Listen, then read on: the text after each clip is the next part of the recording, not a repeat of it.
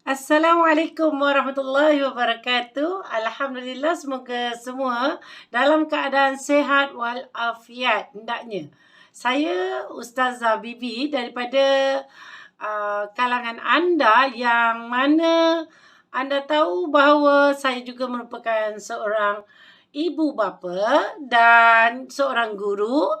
Secara tak langsung saya juga perlu memainkan peranan sebagai seorang ibu bapa yang cemerlang. Jadi, nasihat ini adalah nasihat untuk kita bersama.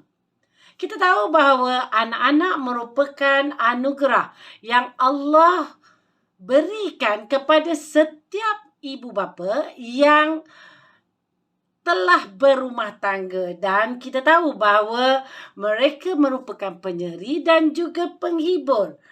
Dan ianya juga satu amanah yang Allah berikan kepada ibu bapa yang memegang peranan seorang ibu, seorang bapa. Dan tanpa diketahui juga dalam masa yang sama, ianya merupakan satu ujian Allah kepada setiap ibu bapa. Maka ibu bapa bertanggungjawab memainkan peranan penting dalam mencorakkan sasiah anak-anak sejak usia masih kecil lagi. Okey, Alhamdulillah, insya-Allah pada hari ini Ustazah ingin berkongsi dengan anda semua satu perkara yang mana bila kita nakkan kejayaan pada diri seorang anak, maka perlu kita fikirkan yang paling penting sekali bahawa kita perlu tahu rahsia untuk mereka berjaya. Okey, bagaimanakah nak tahu? Iaitu kaedahnya Ustazah akan berikan dan tindakannya pada siapa? Saya. Cuba sebut semua. Saya. Bukan Ustazah saja. Saya tu termasuk diri anda. Untuk mencapaikan apa? Resultnya kejayaan. Jadi tindakannya siapa? Saya. Ustazah bagi tips untuk kaedahnya dan anda bersama dengan Ustazah bagi merealisasikan kejayaan untuk anak-anak kita bersama. Kita tahu bahawa apa yang kita buat, kita akan dapat. Rahsia kejayaan untuk anak-anak anda adalah apabila anda juga menjadikan diri anda cemerlang. Jadi ibu bapa yang cemerlang akan menghasilkan anak-anak yang cemerlang. Ustazah gunakan akronim ANAK.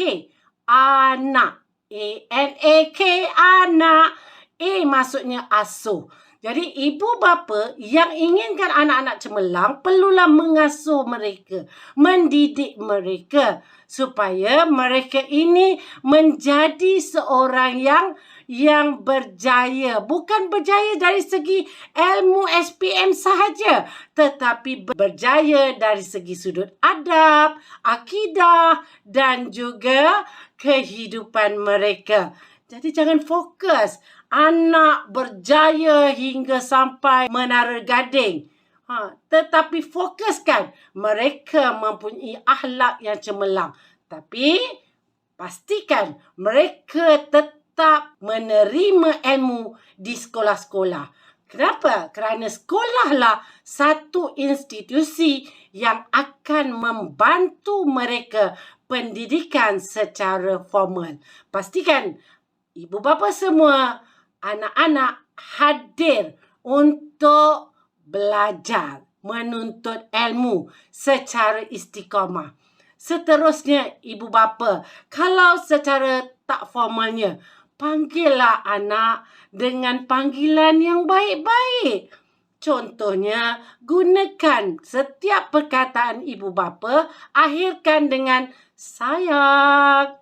Ya, kenapa sayang? Terusik sedikit dalam hati mereka bahawa ibu bapa memang benar-benar menyayangi mereka. Jadi mereka tak adalah menumpukan perhatian kepada perkara yang negatif. Kerana ibu bapa yang cemerlang akan memberikan respon yang baik untuk anak-anak mereka dalam pendidikan. Seterusnya, pastikanlah bahawa anda memberikan sentuhan kepada anak-anak. Bagaimanakah sentuhannya?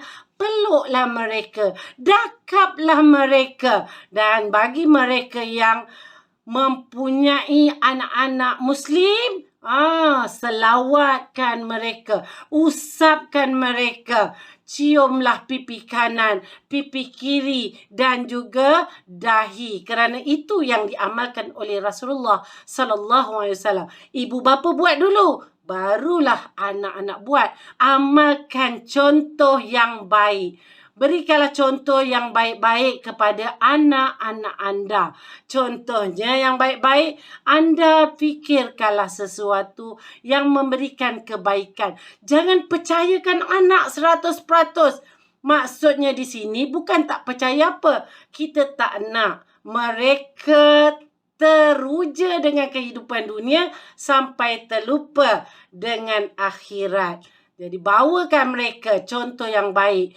Ibu bapa solat, maka anak-anak akan solat. Ibu bapa berdoa, maka anak-anak akan berdoa. Ibu bapa sabar, maka anak-anak akan jadi sabar. Akhirnya bertawakal.